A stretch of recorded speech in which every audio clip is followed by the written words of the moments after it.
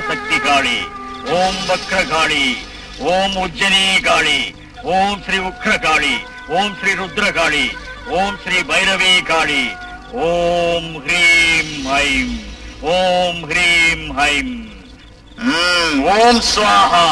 அப்படின்னா இந்த இத புடி, நல்லா குலுக்கி போடு.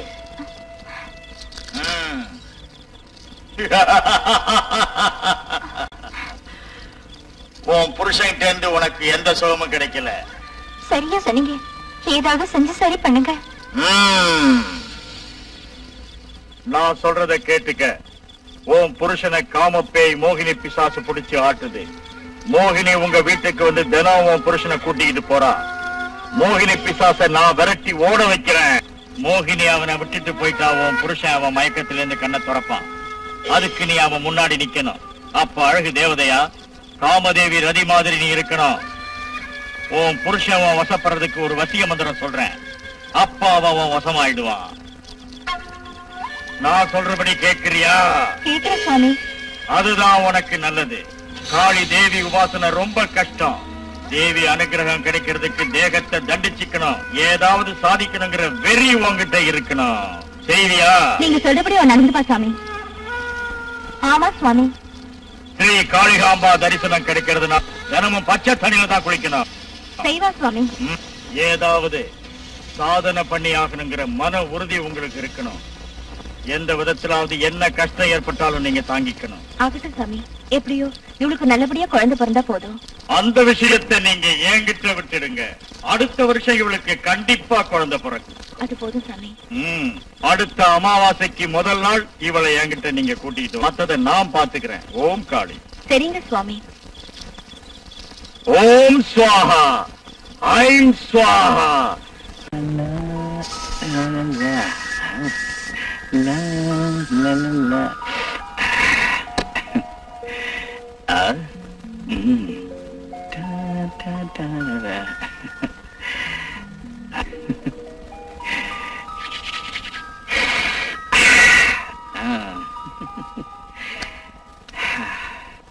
ஓம் ஸ்வாஹா, சிம் ஸ்வாஹா, ஓம் ஸ்வாஹா, ஹ்ரீம் ஸ்வாஹா, ஐம் ஸ்வாஹா, ஓம் ஸ்வாஹா, ஓம் ஸ்வாஹா, ஐம் ஸ்வாஹா, ஹ்ரீம் ஸ்வாஹா, ஓம் ஸ்வாஹா, ஸ்வாஹா ஸ்வாஹா.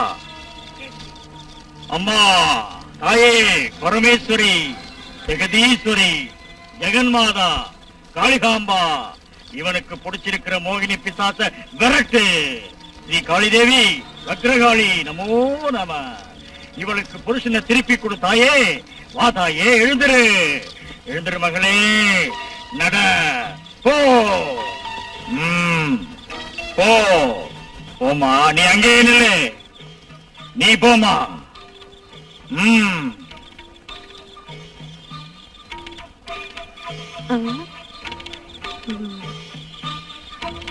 அப்படியே படுத்துக்க, படுத்துக்க. இப்ப உன் புருஷன் வருவான். அவங்கிட்ட கிடைக்காத சுகத்தை இப்ப அனுபவிச்சுக்க. நல்ல அனுபவி.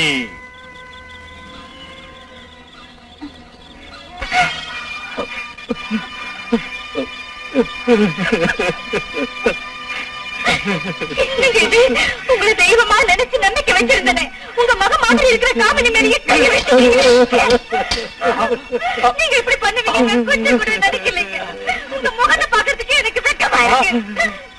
இவ்வளவு நாளும் ஆபீஸ் வேலை அது இது நீங்க ஏமாத்தினீங்களே, அது இதுதானா?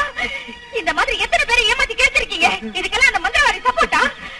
சரசு, இதுக்கெல்லாம் நீதான் காரணம். என்ன சொல்றீங்க? ஆமா.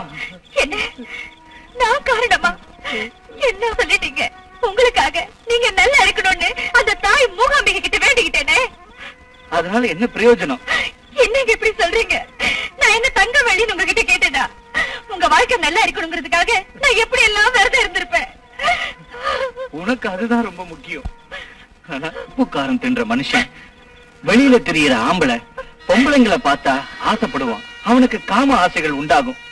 அந்த ஆசையை தீர்த்துக்கணுங்கிறதுக்காக தான் பொண்டாட்டியை தேடி வருவான். ஆனா நீயும் சொன்னேன். நீ வேண்டான்னு சொல்லல, என் மூடெல்லாம் கெடுத்துட்டிய. இன்னைக்கு வெள்ளிக்கிழமை மூகாம்பிகை விரதம், நாளைக்கு சனிக்கிழமை வெங்கடாஜலபதி விரதம், இப்படி சொல்லி சொல்லியே என் ஆசைகளை, என் காம உணர்ச்சிகளை எல்லாம் நீ தடை பண்ணிட்ட. அதை தீர்த்துக்கணுங்கிறதுக்காக தான் நான் வெளியே பொண்ணுங்களை தேடி போனேன். இப்ப சொல்லு, நான் இப்படி ஆனது காரணம் நீதானே? அவரே ஜெயராமா, ஜெயராமா,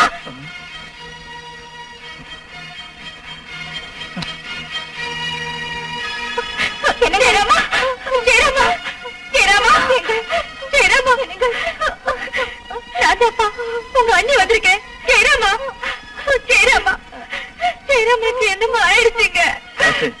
நீ ஒண்ணும் பயப்படாத, ஜெயராமனுக்கு ஒண்ணும் ஆகாது, அது வெறும் மயக்கம்தான்.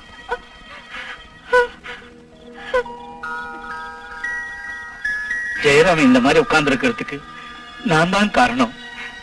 காமினி, நீ ஒண்ணும் பயப்படாதம்மா. ஜெயராமனுக்கு மந்திரவாதி மயக்க மருந்து தான் கொடுத்திருக்காரு. தரசு, ஜெயராமன் இந்த மாதிரி ஆனதுக்கு நான் தான் காரணம். அவன் எங்க என் சொத்துல எல்லாம் பங்கு கேட்டுடுவானோன்னு பயந்துதான் அவனை இப்படி ஒண்ணும் தெரியாதவனா வளர்த்துட்டேன்.